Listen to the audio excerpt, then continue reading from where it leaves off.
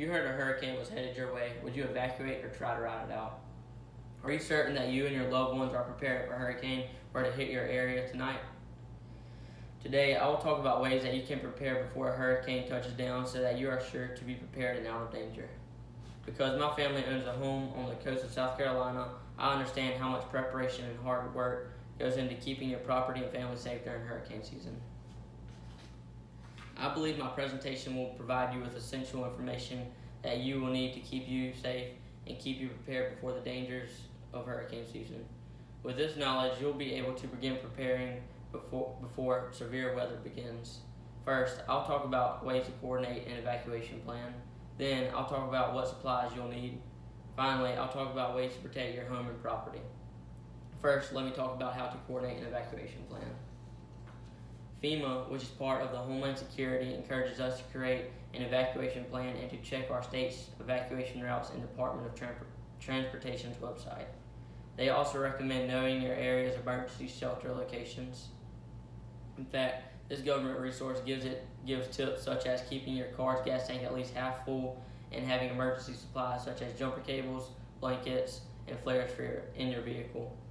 FEMA goes on to recommend that you consider your entire household's needs when planning for evacuation, such as children, people with disabilities, and pets.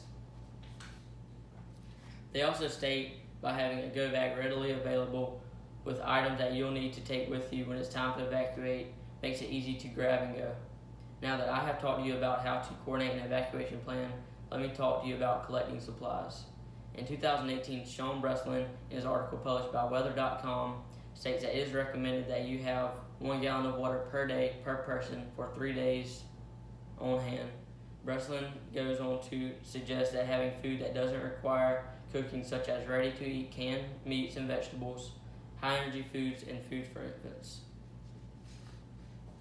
A well-stocked first aid kit will be necessary if there is an injury during hurricane season, including bandages, gauze, antiseptic, and ointments.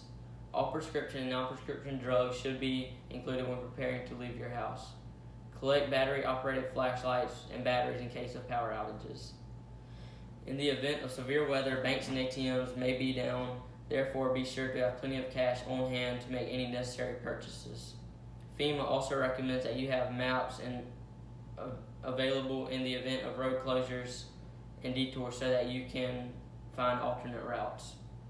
Now that I've taught you about collecting supplies, let me talk to you about how to protect your home and property. Ashley Williams, in her article published by AccuWeather.com, shares the importance of protecting your windows with storm shutters and plywood to reduce the possibilities of shattering. To guard against floodwaters, experts recommend piling sandbags at least 2 feet high around your home's entrance. Securing loose outdoor objects such as children's toys, potted plants, and patio furniture is very important because these items can cause damage if they become airborne. Unplugging appliances and using surge protectors will ensure that your electrical devices are protected. Keeping a home inventory by taking photos of the contents inside your house will make recovery easier if your belongings are damaged.